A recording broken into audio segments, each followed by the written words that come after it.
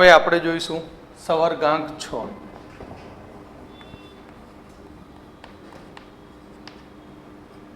જો સવર્ગાંક 6 હોય તો એનો આકાર ફિક્સ છે, એનો આકાર અષ્ટફલકીય।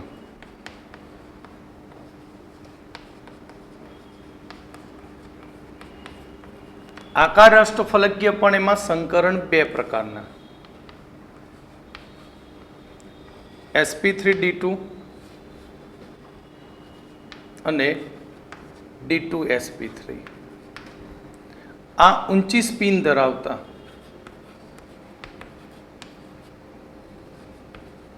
સંકીર્ણ સંયોજનો હોય અને આ નીચી સ્પિન ધરાવતા સંકીર્ણ સંયોજન। હવે આ પાછું ઊંચું નીચું આવ્યું તો ઊંચી અને નીચી સ્પિન આપણે સ્ફટિક ક્ષેત્રવાદમાં ભણીશું।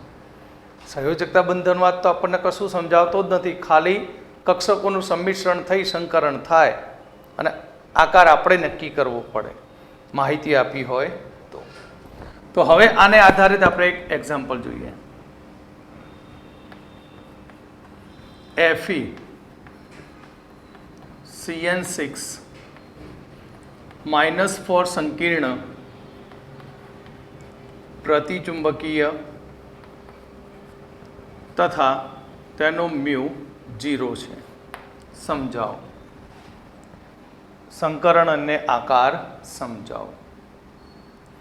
તો અહીં સૌથી પહેલી ઇલેક્ટ્રોન રચના નક્કી કરવાની, તો Fe+2।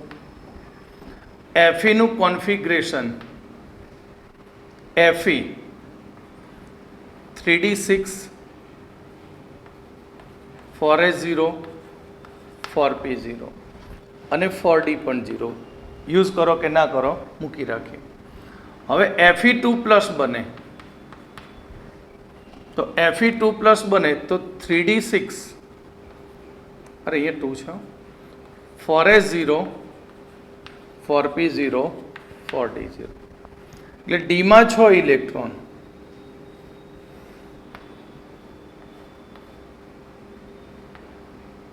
ડીમાં કેટલા ઇલેક્ટ્રોન? 6 ઇલેક્ટ્રોન।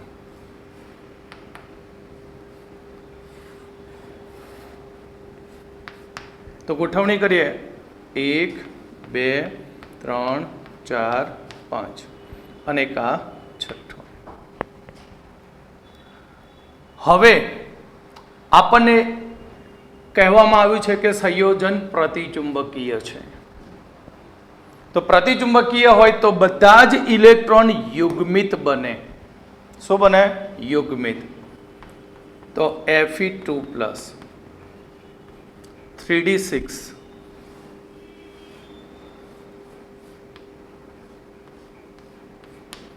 તો આ ઇલેક્ટ્રોન ટ્રાન્સફર થઈ જાય બધા, બરાબર।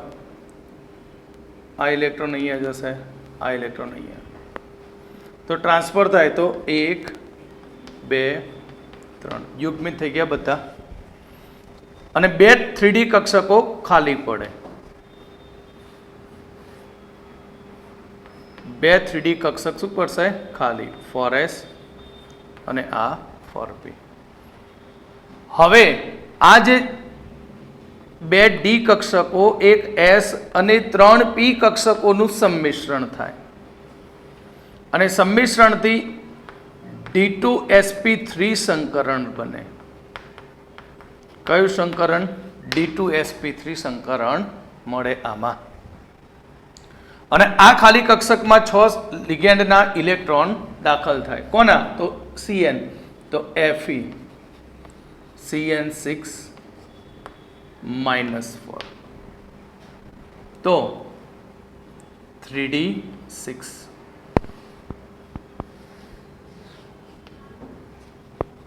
4s0 4p0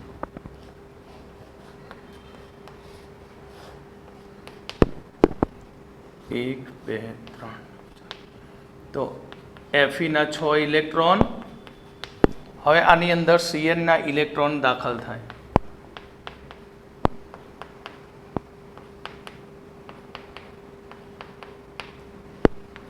તો બધા જ ઇલેક્ટ્રોન અહીંયા યુગ્મિત બને છે। માટે પ્રતિચુંબકીય અને મ્યુ એનો 0 થાય. મ્યુ એનો કેવો થશે? 0. અને આકાર કયો? તો આકાર કોમન છે, અષ્ટફલકીય. આકાર કયો? અષ્ટફલકીય.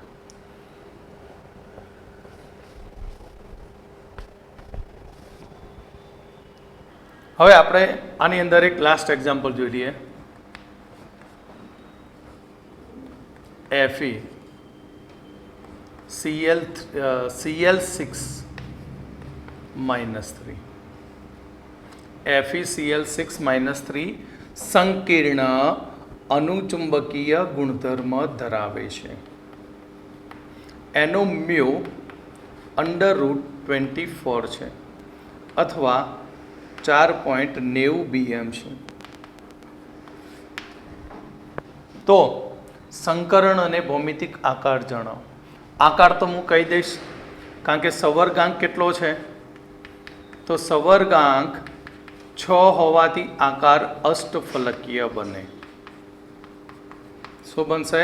અષ્ટફલકીય. હવે આની અંદર જોઈએ તો આ -1 તો Fe શું બને? +3 બને. -6 અને ઉપર આયા -3. તો Fe ની ઇલેક્ટ્રોન રચના 3d6 4s2 4p0 અને 4d0. હવે Fe 3+ બને.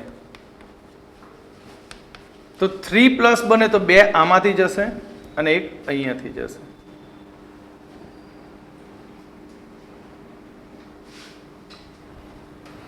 चलो ना ये 4 कर दिए, અહીંયા 4 કરી દેજો એટલે આ +2 Fe +2 નહીં તો ઓકે અનુ ઓકે. તો 3d6 4s0 4p0 4d0. ડીમાં 6 electron છે.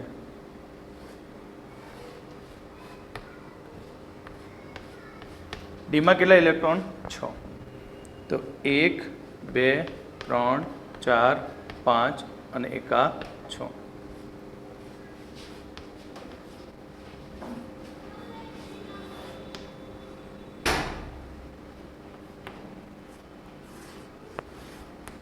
તો અહીંયા તમે જોઈ શકો છો કે શંકર અણુચુંબકીય કીધો છે. પદાર્થ કેવો કયો? અણુચુંબકીય. એનો મ્યુ 4.90 BM છે. એટલે આના ઉપરથી n અયુગ્મિત ઇલેક્ટ્રોનની સંખ્યા મળે. તો આગળની જે સંખ્યા બતાવે એ અયુગ્મિતની સંખ્યા, એટલે 4 અયુગ્મિત ઇલેક્ટ્રોન હોવા જોઈએ. કેટલા અયુગ્મિત ઇલેક્ટ્રોન હોવા જોઈએ? 4. બરાબર. અનુચુંબક છે એટલે અહીં આપણે કઈ કક્ષકો ભાગ લેશે? તો એક ભાગ લેશે S, 3p અને 2d. એટલે કે અહીં બાહ્ય કક્ષાની ડી કક્ષકો ભાગ લે. બાહ્ય કક્ષાની ડી કક્ષક અને તેના સંમિશ્રણથી આપણને sp3d2 સંકરણ મળશે. કયું સંકરણ? sp3d2. હવે આ sp3d2 માં Cl ના ઇલેક્ટ્રોન યુગ્મ દાખલ થાય. તો Fe Cl6 -4. તો 3d6 4s0 4p0 અને 4d0.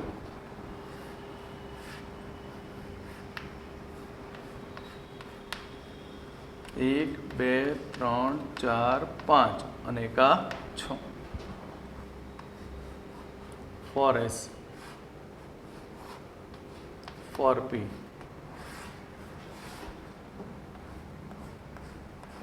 અને આ 4d, જેમાં Cl ના ઇલેક્ટ્રોન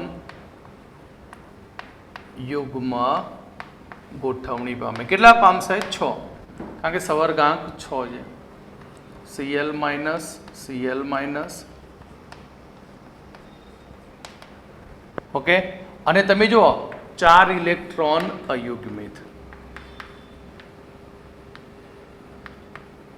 4 અયુગ્મિત ઇલેક્ટ્રોન. 4 અયુગ્મિત ઇલેક્ટ્રોન એટલે mu is equal to under route n into n plus 2bm. માટે અંડર રૂટ 4 ઇન્ટુ 4 પ્લસ 2, 6 ગુણ્યા 4 24, અંડર રૂટ 24, એટલે અહીંયા આવશે 4.90. બરાબર, ક્લિયર? જો અહીંયા એક લખી દઉં છું, યાદ રાખજો. અયુગ્મિત ઇલેક્ટ્રોન અને એની મ્યુ બીએમમાં, જો એક અયુગ્મિત ઇલેક્ટ્રોન હોય, 2, 3, 4 કે 5 અયુગ્મિત, તો 73, 83, 87, 90, 92. એટલે આન્સર 1.73, 2.83, 3.87, 4.90, 5.92. એટલે તમારો મોબાઈલ નંબર બનાવી દેવાનો 73, 83, 87, 90, 92. એક અયુગ્મિત ઇલેક્ટ્રોન હોય તો 1.73, 2 હોય તો 2.83, 3 હોય 3.87, 4.90, 5.92. ઓકે, આ બધા વિશે આપણે ભણ્યા સવર્ગાંકના સંકરણો વિશે, પણ આપણે ડાયરેક્ટ આનો આન્સર આપી શકતા નથી. ક્વેશ્ચનમાં કંઈ ના કંઈ માહિતીની જરૂર પડે જ છે. આ ઇન્ફોર્મેશન આપે તો જ તમે એનું સંકરણ સાચું શોધી શકો, નહીં તો શોધી શકાય નહીં. પણ આ બધી જ પ્રોબ્લેમમાંથી નિરાકરણ આપણને મળશે સ્ફટિક ક્ષેત્રવાદ પરથી. બરાબર, હવે આવતા લેક્ચરમાં સ્ફટિક ક્ષેત્રવાદ જોઈશું.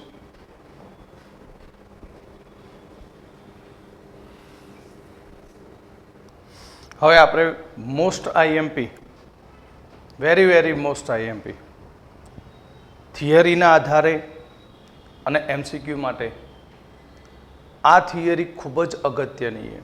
સ્ફટિક ક્ષેત્ર વિભાજન આપણે આગળના લેક્ચરમાં કહ્યું હતું કે કોઈ સંકીર્ણ આપ્યું હોય તો એની માહિતી આપેલી હોય, જેમ કે પ્રતિચુંબકીય દ્વિધ્રુવીય ચાકમાત્રા, અયુગ્મિત ઇલેક્ટ્રોનની સંખ્યા, તો એના ઉપરથી આપણે સંકરણ નક્કી કરી શકીએ છીએ. પણ અહીંયા હવે આપણને સ્પષ્ટ સમજણ પડી જશે કે કયા પ્રકારના લિગેન્ડ, કયા પ્રકારની ઇલેક્ટ્રોન રચના હોય તો તેમાં કયું સંકરણ થશે, કયો ચુંબકીય ગુણધર્મ હશે, તેની મ્યુ કેટલી હશે, તે બધું હવે જાણી શકીશું. એટલે આની અંદરથી ખાસ ધ્યાન રાખવાનું અને ખૂબ જ અગત્યનું અને ઉપયોગી ટોપિક છે સ્ફટિક ક્ષેત્ર વિભાજન.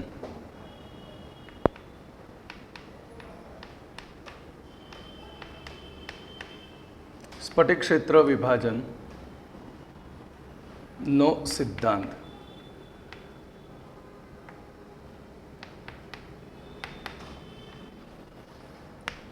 આ સ્ફટિક ક્ષેત્ર માટે આપણે ખાસ પહેલા અગત્યના મુદ્દાઓ લખી દઈએ તો સ્ફટિક ક્ષેત્ર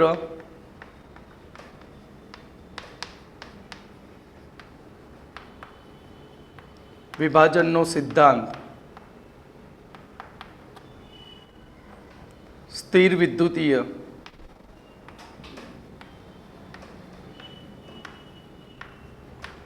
નમૂના તરીકે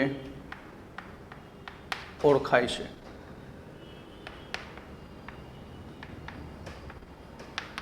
આ સિદ્ધાંત જે છે આપણને લિગેન્ડ અને મધ્યસ્થ ધાતુ આયન, મધ્યસ્થ ધાતુ આયન વચ્ચે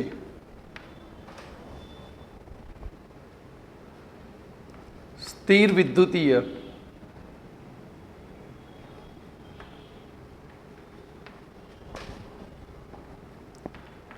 ક્રિયાઓના લીધે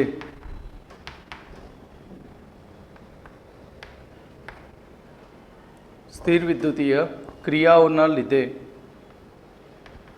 ધાતુ લિગેન્ડ વચ્ચે ઉદ્ભવતા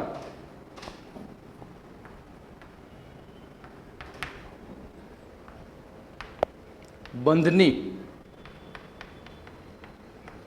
ગણતરીને ધ્યાનમાં લે છે. બીજો મુદ્દો એ લિગેન્ડ અને મધ્યસ્થ ધાતુ આયન વચ્ચે સ્થિર વિદ્યુતીય ક્રિયાઓના લીધે ધાતુ લિગેન્ડ વચ્ચે જે બંધ ઉદ્ભવે છે એને ગણતરીની અંદર ધ્યાનમાં લે છે. બીજું કે લિગેન્ડ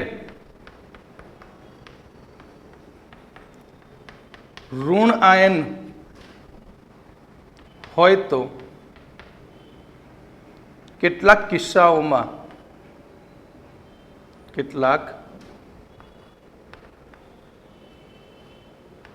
કિસ્સાઓમાં બિંદુ ભાર તરીકે અથવા તટસ્થ અણુ હોય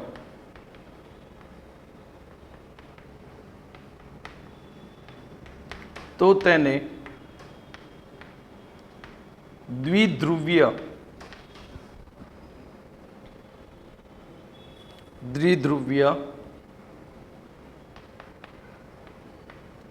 અણુ તરીકે ગણે છે.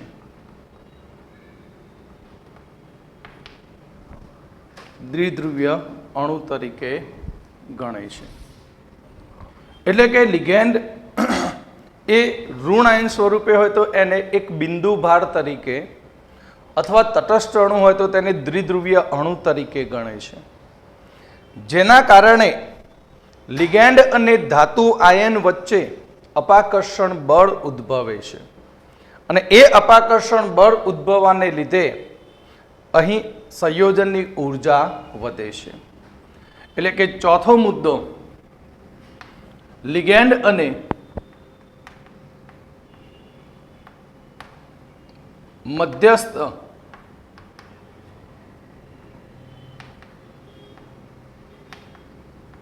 ધાતુ આયન વચ્ચે લિગેન્ડ અને મધ્યસ્થ ધાતુ આયન વચ્ચે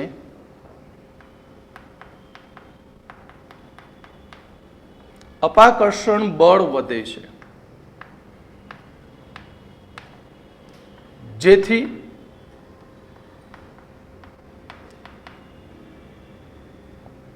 કક્ષકોની ઊર્જા વધે છે.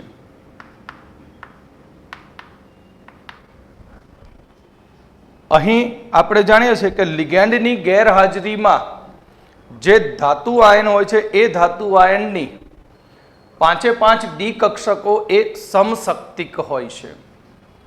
અહીં નંબર 5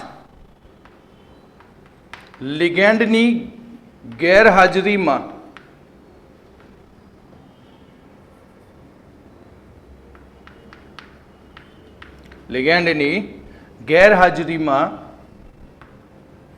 ધાતુ આયનની 5 D કક્ષકો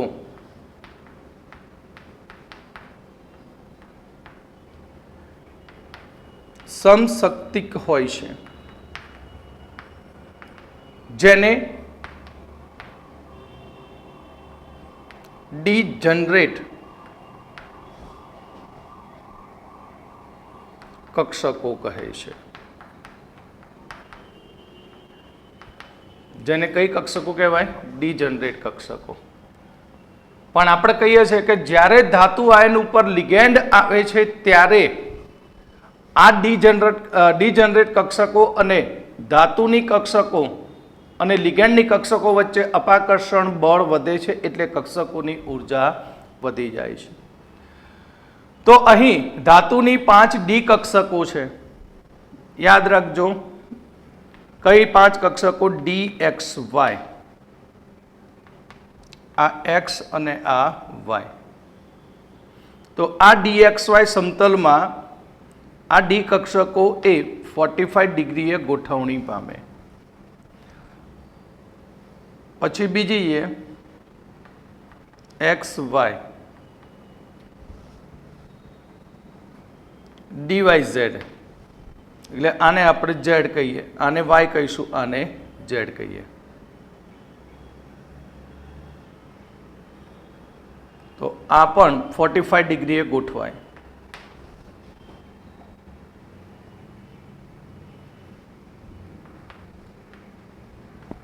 dZx.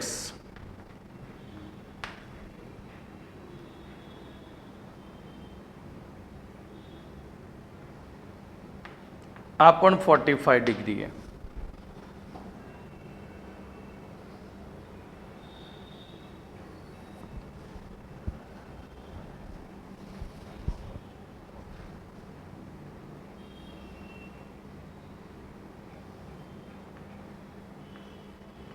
x y dx square y square.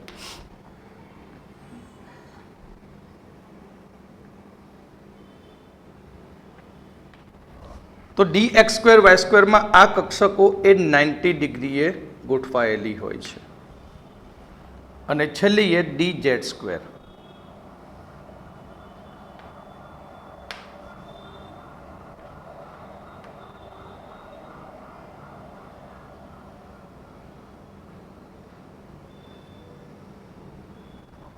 dz square. તો આ રીતે ધાતુની અંદર 5 ડી કક્ષકો જે વાયુરૂપ અવસ્થામાં હોય છે, મુક્ત સ્વરૂપે હોય છે, ત્યારે તેની 5 ડી કક્ષકો એ સમાન શક્તિ ધરાવતી હોય છે. 5 ડી કક્ષકો એ સમાન શક્તિ ધરાવતી હોય છે. પણ જ્યારે હવે લિગેન્ડ આવશે, ધારો કે 6 લિગેન્ડ આવે તો એ 6 લિગેન્ડ આપણને એક્સ વાય અને ઝેડ સમતલની અંદર એલોંગ ધ એક્સિસ એટલે અક્ષોની ઉપર આવતી હોય છે. અને અક્ષો ઉપર આવે ત્યારે આ 5 ડી કક્ષકો જે લિગેન્ડના ઇલેક્ટ્રોન ધરાવતી કક્ષકો સાથે અપાકર્ષણ બળ લગાડે છે અને એ અપાકર્ષણને કારણે હવે આ 5 ડી કક્ષકો એ સમાન શક્તિ ધરાવતી રહેતી નથી. તો આના વિશે થોડું ડીપમાં આપણે જોઈએ. તો હવે આપણે જોઈએ કે 5 ડી કક્ષકો એ સમાન શક્તિ ધરાવતી કક્ષકો છે. હવે ધારો કે 6 લિગેન્ડ જે ધાતુ આયનના XYZ સમતલમાં રહેલી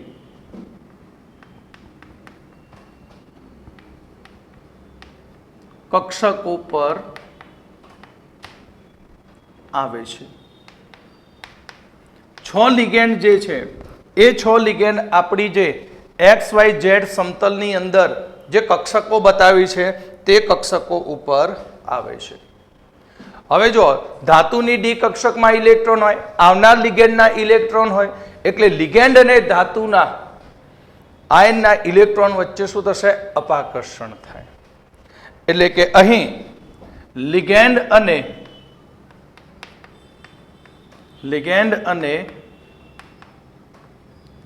ધાતુ આયનની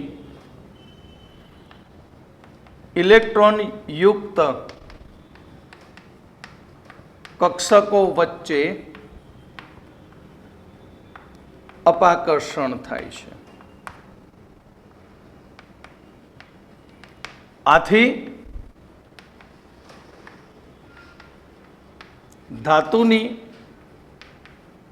ધાતુ આયનની કક્ષકોની ઉર્જા વધે છે અને 5 સમશક્તિક ડી કક્ષકનું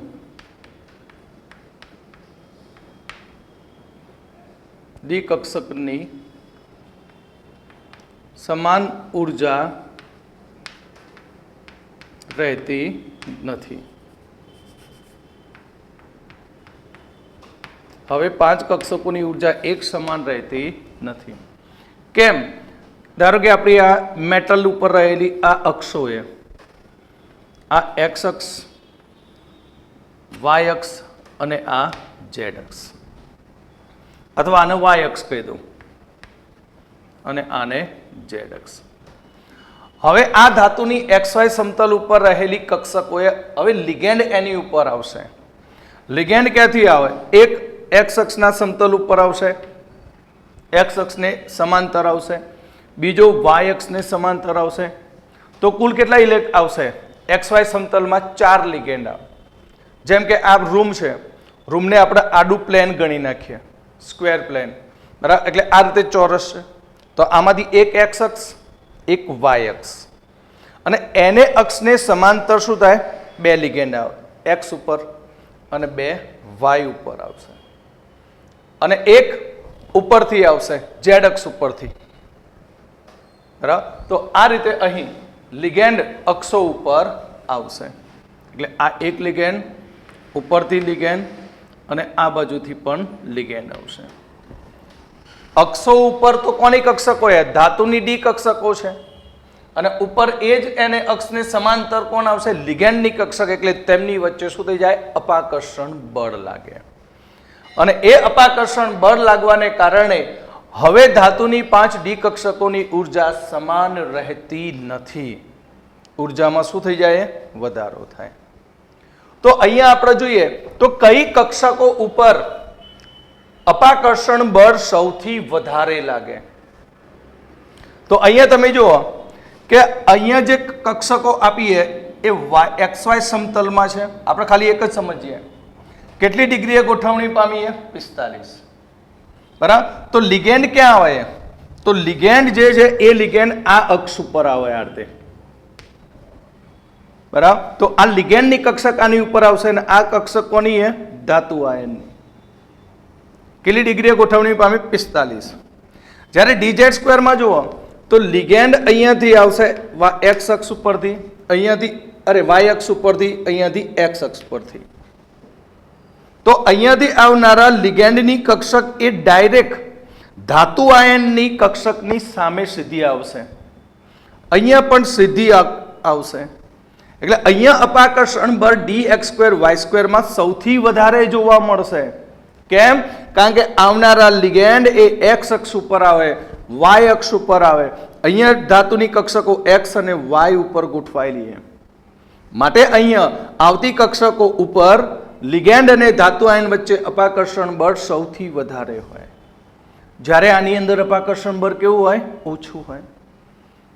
એ જ પ્રમાણે DZ સ્ક્વેર જે Z અક્ષ ઉપર આવશે લિગેન્ડ, એ Z અક્ષ ઉપર આવનારા લિગેન્ડનું અપાકર્ષણ ડી કક્ષક સાથે કેવું હશે? ખૂબ જ વધારે. કારણ કે એક જ અક્ષ ઉપર બંને કક્ષકો ભેગી થાય, એટલે આની ઉર્જા વધારે. એટલે આપણે કહી શકીએ કે dx2y2 અને dz2 ની ઉર્જા આ બાકીની 3 કક્ષકો કરતા ઉર્જા હવે લિગેન્ડની હાજરીમાં વધી જશે.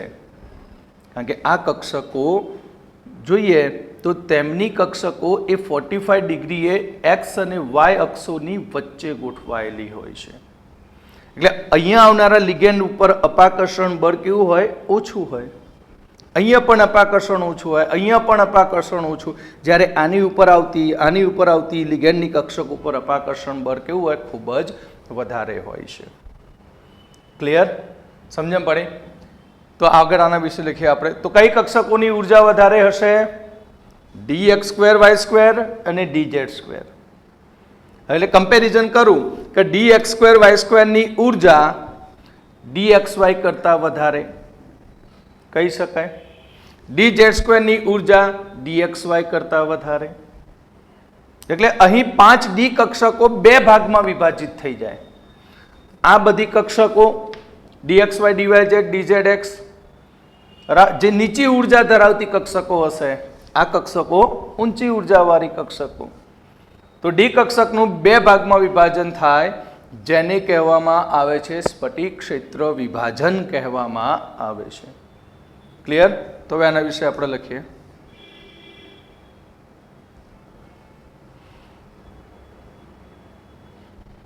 તો આપણે કહ્યું કોની ઉર્જા વધારે? તો આપણે કમ્પેરિઝન કરીએ તો dx2y2 ગ્રેટર ધેન dxy. કેમ? કારણ કે આની અંદર અપાકર્ષણ બળ વધુ છે. અપાકર્ષણ બળ કોનું વધારે? dx2y2. જ્યાં અપાકર્ષણ બળ વધુ હોય તે કક્ષકોની ઉર્જા પણ વધારે હોય છે. અપાકર્ષણ બળ વધુ ત્યાં તેની ઉર્જા પણ વધારે. એટલે આપણે ટોટલ જે 5 કક્ષકો છે એ 5 કક્ષકો માટે ઉર્જાનો ક્રમ લખીએ તો 5 કક્ષકો માટે ઉર્જાનો ક્રમ dx² y² dz² greater than શું બનશે dxy dyz અને dzx. આ ઉર્જાનો ક્રમ, આ જ ક્રમને કોનો ક્રમ કહેવાય? અપાકર્ષણ બળનો ક્રમ. 6 લિગેન્ડની હાજરીમાં, કેટલા લિગેન્ડ માટેની વાત કરી? 6 લિગેન્ડની હાજરીમાં આ એનો શું છે? અપાકર્ષણ બળ અને ઉર્જાનો ક્રમ છે. એટલે કે અહીં લિગેન્ડની હાજરીમાં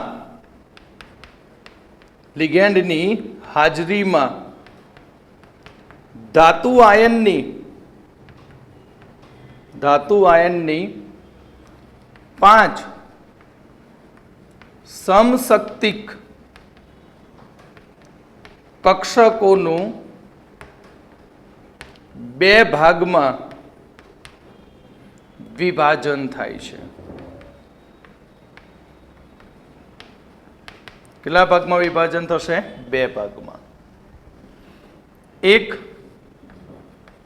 dx² y² dz². ઊંચી ઉર્જા ધરાવતી કક્ષકોને નામ આપ્યું ઈજી કક્ષકો કહે છે. કઈ કક્ષકો કહેવામાં આવશે? ઈજી કક્ષકો કહે છે. કેટલા લિગેન્ડની હાજરીમાં સમજ્યા? 6. Number 2 dxy dyz dzx. નીચી ઉર્જા ધરાવતી કક્ષકોને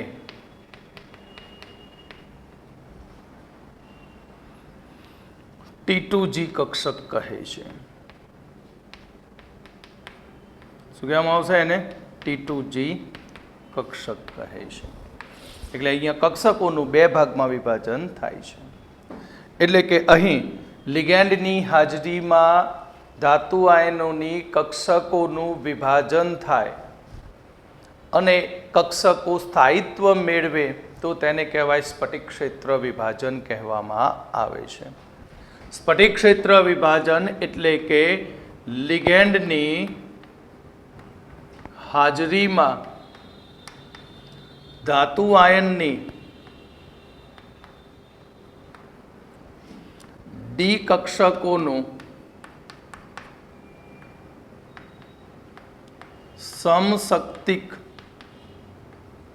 સમશક્તિકપણું દૂર થાય અને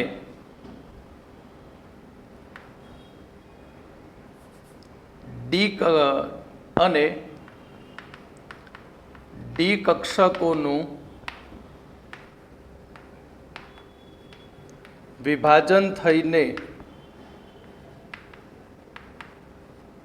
સ્થાયીતા મેળવે તો તેને સ્ફટિક ક્ષેત્ર વિભાજન કહે છે. અને આ સ્ફટિક ક્ષેત્ર વિભાજનની ઉર્જાને સ્ફટિક ક્ષેત્ર વિભાજનની ઉર્જાને ડેલ્ટા 0 વડે દર્શાવાય છે. વિભાજનને શાના વડે દર્શાવવામાં આવશે? ડેલ્ટા વડે દર્શાવાય છે. ક્લિયર? તો આને કહેવાય સ્ફટિક ક્ષેત્ર વિભાજન સિદ્ધાંત. તો આ સ્ફટિક ક્ષેત્ર વિભાજન આપણે 3 પ્રકારના ભૌમિતિક આકાર માટે ભણવાનું: અષ્ટફલકીય, સમતલીય સમચોરસ અને સમચતુષ્ફલકીય. ક્લિયર? તો હવે આપણે જોઈશું અષ્ટફલકીય સંકીર્ણમાં સ્ફટિક ક્ષેત્ર વિભાજન સિદ્ધાંત.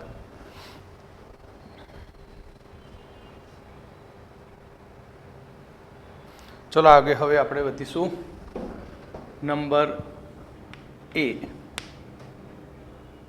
અષ્ટફલકીય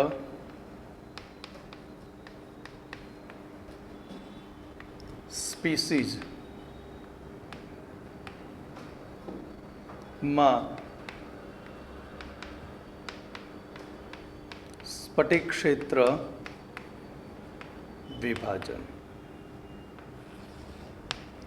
અષ્ટફલકીય સંયોજનમાં સ્ફટિક ક્ષેત્ર વિભાજન. તો અષ્ટફલકીય સ્ફટિક ક્ષેત્ર, અષ્ટફલકીય કોને કહેવાય? કે જેની અંદર સવર્ગ સંયોજનમાં ધાતુ આયનનો સવર્ગાંક 6 હોય. સવર્ગાંક 6 હોય એટલે કે ધાતુ આયનની ફરતે 6 લિગેન્ડ ગોઠવાયેલા હોય. પણ શરૂઆતમાં આપણે જાણીએ છીએ કે મેટલ જે છે એ મેટલ જેની અંદર 5 ડી કક્ષકોની ઉર્જા સમાન હોય છે. બરાબર, 5 ડી કક્ષકોની ઉર્જા કેવી હોય છે? સમાન. તો આપણી આ 5 ડી કક્ષકો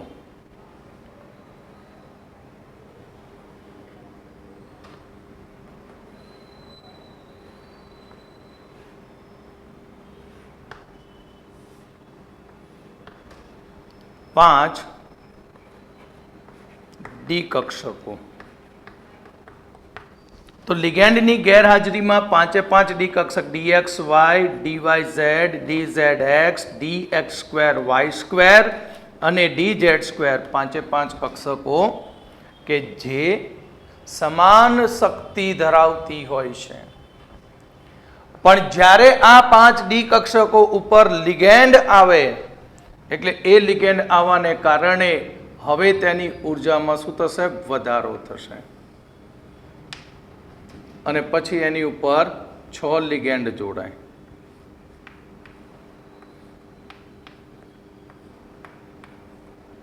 તો આ રીતે અષ્ટફલકીય સંકીર્ણમાં ધાતુ આયન 6 લિગેન્ડથી ઘેરાયેલો હોય છે.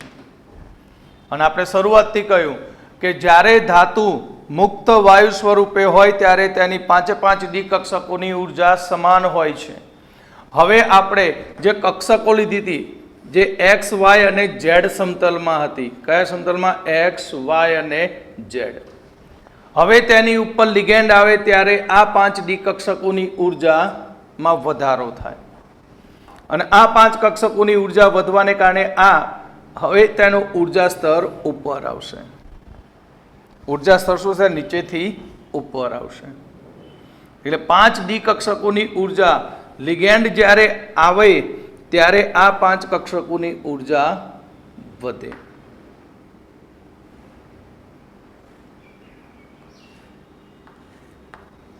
આ કોની ગેરહાજરીમાં?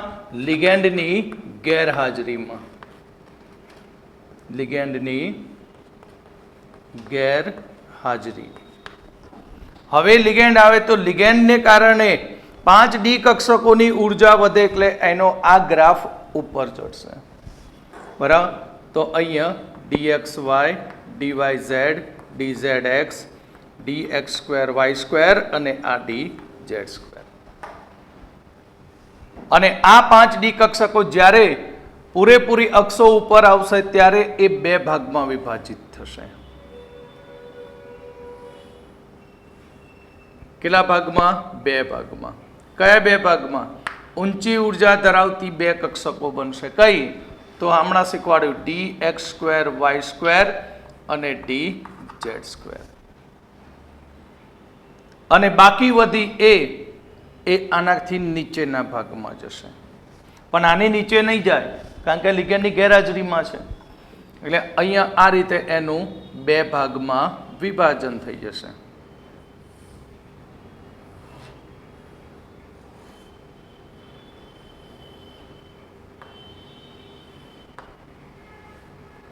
એટલે dxy dyz અને dzx.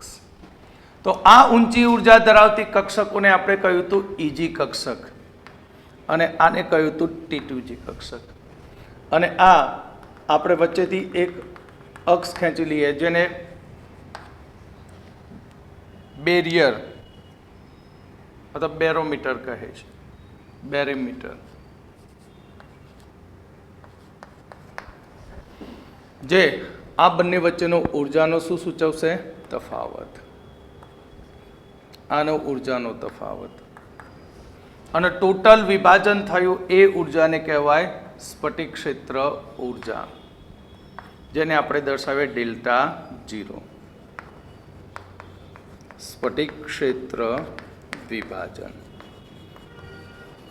આના વિશે તો આગળ આપણે ભણી ગયા બધું કે અષ્ટફલકીય સંકીર્ણ સંયોજનમાં ધાતુ આયન એ 6 લિગેન્ડથી ઘેરાયેલો હોય છે, જેના કારણે લિગેન્ડની હાજરીમાં ધાતુ આયનની 5 ડી કક્ષકોનું વિભાજન થાય.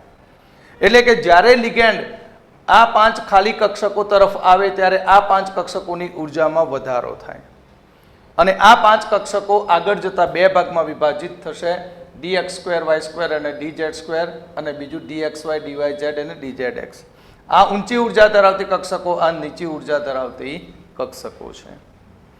તો આની ઉર્જા અહીં ઘટે છે કોના કરતા? Eg કરતા. એટલે 2/5 ડેલ્ટા 0 જેટલો ઉર્જાનો શું થાય? ઘટાડો થાય. T2g કક્ષકની ઉર્જા 2/5 ડેલ્ટા જેટલી ઘટે છે, જ્યારે Eg ની ઉર્જા 3/5 ડેલ્ટા 0 જેટલી વધે છે. Eg કક્ષકની ઉર્જા 3/5 ડેલ્ટા જેટલી વધે છે. ક્લિયર? તો અહીં ઇલેક્ટ્રોનની વાત કરીએ તો આ સ્ફટિક ક્ષેત્ર વિભાજન એ લિગેન્ડ અને ધાતુ આયનના વીજભાર ઉપર આધાર રાખે છે. અહીં ડેલ્ટા જી એટલે ડેલ્ટા 0 કોની ઉપર આધાર રાખે? તો ડેલ્ટા 0 એ લિગેન્ડ અને ધાતુ આયન ના વીજભાર પર આધાર રાખે છે. લિગેન્ડ અને ધાતુ આયનની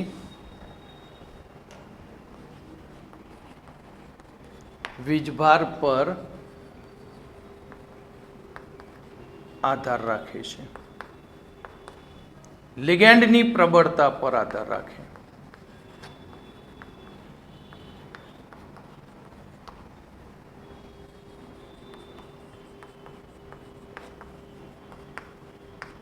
લિગેન્ડ અને ધાતુના વીજભાર ઉપરાંત લિગેન્ડની પ્રબળતા પર પણ આધાર રાખે છે. જો પ્રબળ લિગેન્ડ હોય તો આ વિભાજન ખૂબ જ વધી જાય છે, અને નિર્બળ લિગેન્ડ હોય તો સ્ફટિક ક્ષેત્ર વિભાજન ઓછું થાય છે. ક્લિયર? પ્રબળ લિગેન્ડની હાજરીમાં આ ગેપ ખૂબ જ મોટી બને છે, નિર્બળની હાજરીમાં આ ગેપ ઓછી બનતી હોય છે. ક્લિયર? તો અહીં આને આધારે અહીં જે આ જે સ્ફટિક ક્ષેત્ર છે, એક સ્ફટિક ક્ષેત્રનું વિભાજન એ લિગેન્ડની પ્રબળતા પર આધાર રાખે છે. અને અહીંયા આપણે એક લિગેન્ડની પ્રબળતાની શ્રેણીનો ક્રમ જોઈશું, અને એ પ્રબળતા નિર્બળ ક્ષેત્રથી પ્રબળ ક્ષેત્ર તરફનો છે. એ શ્રેણીને નામ આપ્યું છે સ્પેક્ટ્રોકેમિકલ શ્રેણી. ક્લિયર? તો આપણે આગળ વધીએ આમાં.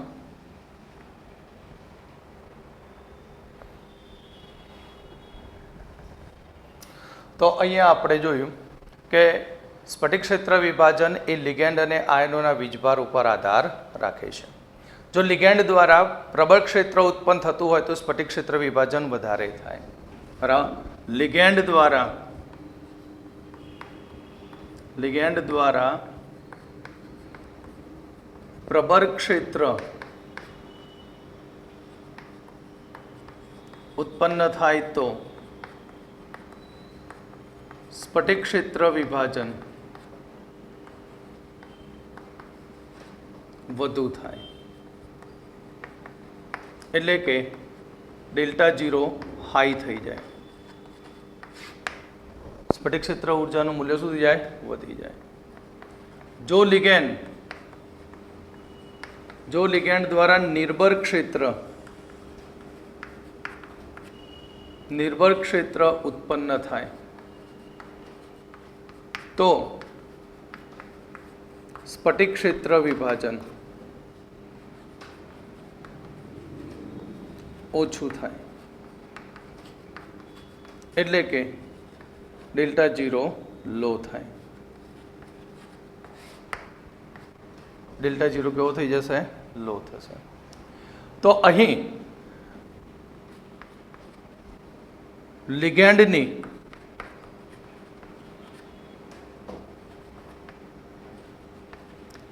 પ્રબળ ક્ષેત્ર ઉત્પન્ન થવાનો ક્રમ આપ્યો છે, જેમાં I minus less than BR minus less than HCN minus less than CL minus less than S minus 2 less than F minus less than OH minus less than C2O4 minus 2 less than H2O less than NCN minus less than EDTA minus 4 less than EN EDTA minus less than NH3 less than EN less than CO less than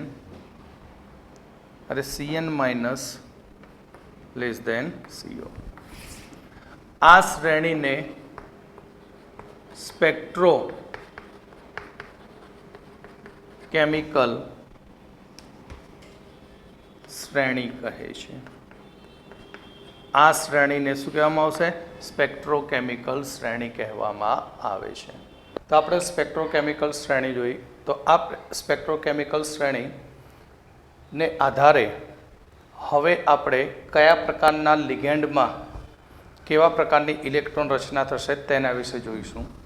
तो एमां सौथी पहेलुं जो D1 electron रचना होय कक्षकनी, तो D1 electron रचना होय तो आपणे जाणीए छीए के Eg ए ऊंची ऊर्जा धरावती कक्षक छे. Eg ऊंची ऊर्जा धरावती कक्षक अने T2G ए नीची ऊर्जा धरावती कक्षक. T2G नीची ऊर्जा धरावती कक्षक. तो D1 नी इलेक्ट्रॉन रचना शुं थाय? तो आपणे जाणीए हुंडना नियम प्रमाणे इलेक्ट्रॉन सौप्रथम नीची ऊर्जावाળી कक्षकमां जाय. माटे इलेक्ट्रॉन रचना आनी शुं बनशे? T2G1 0 0 Eg 0 0 बंने कक्षको खाली એટલે 0 0. હવે D2 કક્ષક હોય તો D2 કક્ષક હોય તો ઇલેક્ટ્રોન રચના શું બને? તો હવે તો ખબર પડી જાય કે કયો નિયમ લાગુ પડશે? હુંડના નિયમ પ્રમાણે સમાન ઉર્જાવાળી કક્ષકમાં ઇલેક્ટ્રોન પહેલાં ગોઠવાય.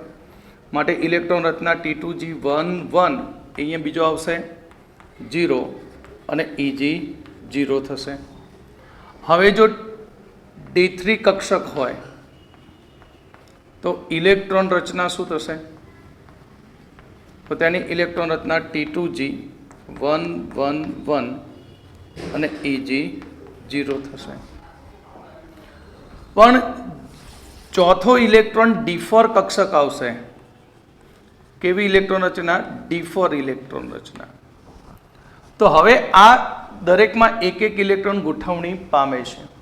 तो चौथो इलेक्ट्रॉन ए T2G में जशे के Eg में जशे? बराबर. ते नक्की करतुं परिबळ छे स्फटिक क्षेत्र विभाजन ऊर्जा अने इलेक्ट्रॉननी युग्मीकरण ऊर्जा. एटले के અહીં चौथो इलेक्ट्रॉन Eg कक्षक में के T2G कक्षक में दाखल थशे.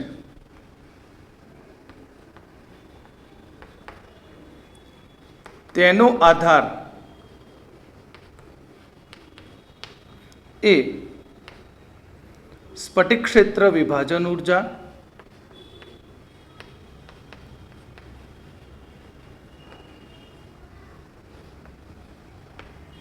ડેલ્ટા 0 અને ઇલેક્ટ્રોન યુગ્મીકરણ ઉર્જા P પર આધાર રાખે છે.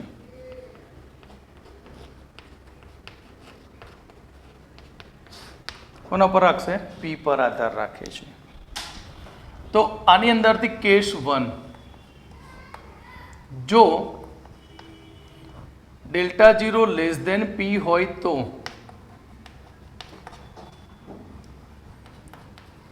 ચોથો ઇલેક્ટ્રોન Eg કક્ષકમાં દાખલ થાય છે.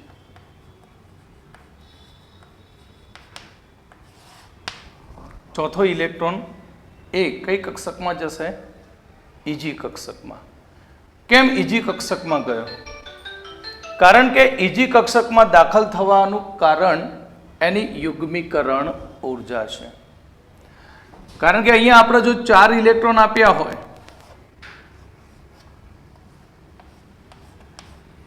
1 2 3 4, તો આ 4 ઇલેક્ટ્રોન માંથી એક ઇલેક્ટ્રોનનું યુગ્મીકરણ કરવું છે, તો 4 ઇલેક્ટ્રોન વચ્ચે શું થતું હોય? અપાકર્ષણ બળ લાગે. અને એ અપાકર્ષણ બળ લાગતું હોય અને ચોથો ઇલેક્ટ્રોન ધારો કે અહીંયાથી ટ્રાન્સફર આમાં કરું તો અપાકર્ષણ બળ શું થઈ જાય? વધી જાય. માટે ચોથો ઇલેક્ટ્રોન મૂકવો ખૂબ જ મુશ્કેલ બને. એટલે જો આ અપાકર્ષણ બળને અવગણે, બરાબર, તેના કરતાં વધારે ઉર્જા આપીએ તો જ ચોથો ઇલેક્ટ્રોન અહીંયા સપ્લાય થઈ શકે, નહીં તો થઈ શકે નહીં. તો અહીં ઇલેક્ટ્રોનની યુગ્મીકરણ ઉર્જા એટલે શું? ઇલેક્ટ્રોનની યુગ્મીકરણ ઉર્જા એટલે કે ઇલેક્ટ્રોનના અપાકર્ષણ બળને અવગણીને અથવા અપાકર્ષણ બળનો વિરોધ કરીને તે યુગ્મીકરણ પામી શકે તેટલી ઉર્જા આપવામાં આવે તો તેને યુગ્મીકરણ ઉર્જા કહે છે. એટલે અહીંયા યુગ્મીકરણ ઉર્જાનું મૂલ્ય મેક્સિમમ છે, વધુ છે કોના કરતાં? ડેલ્ટા P કરતાં. માટે ચોથો ઇલેક્ટ્રોન Eg કક્ષકમાં દાખલ થાય. આથી ઇલેક્ટ્રોન રચના, તો ઇલેક્ટ્રોન રચના અહીં T2G111 અને Eg10 થાય. એટલે ઇલેક્ટ્રોન ચોથો જુઓ તો કઈ રચનામાં જશે? ઉપરની તરફ. એટલે કે ઊંચી સ્પિન ધરાવતું સંકીર્ણ બનાવે. ઊંચી સ્પિન ધરાવતું સંકીર્ણ.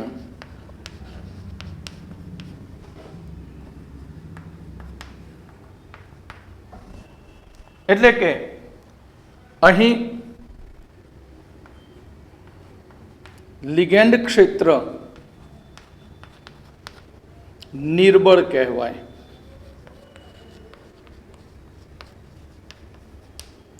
લિગેન્ડ ક્ષેત્ર કેવું કહેવામાં આવશે? નિર્બળ. કેસ 2,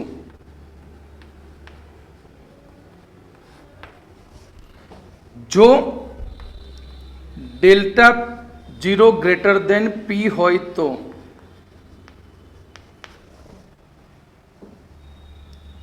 ચોથો ઇલેક્ટ્રોન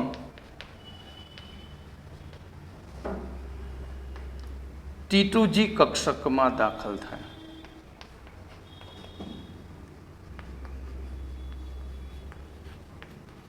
એટલે સ્ફટિક ક્ષેત્ર ઉર્જા એ યુગ્મીકરણ ઉર્જા કરતાં વધી જાય.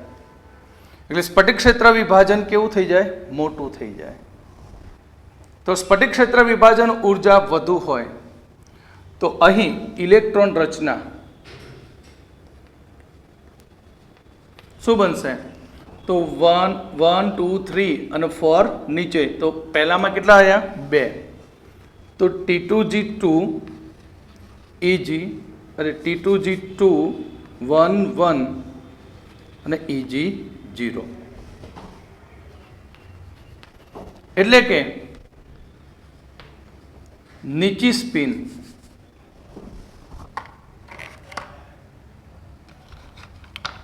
એટલે કે નીચી સ્પિન ધરાવતા સંકીર્ણ બને.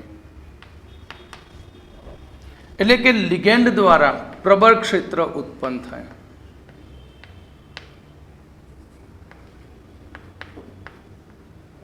લિગેન્ડ ક્ષેત્ર પ્રબળ કહેવાય.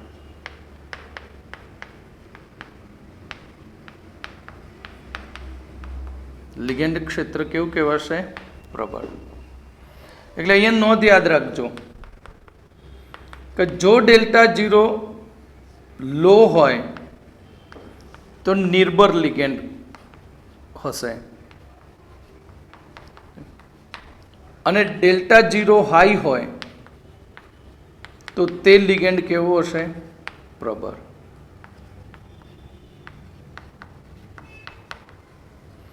તો આ આપણું એનસીઆરટી પ્રમાણે અષ્ટફલકીય સ્ફટિક ક્ષેત્રવાદ વિભાજન બને. પણ પ્રોબ્લેમ એ છે વિદ્યાર્થીઓ માટે કે આ બધા લિગેન્ડની જે શ્રેણી આપી, આ શ્રેણીમાં કોને નિર્બળ ગણવા, કોને પ્રબળ ગણવા તે નક્કી નથી કરી શકતા. બરાબર.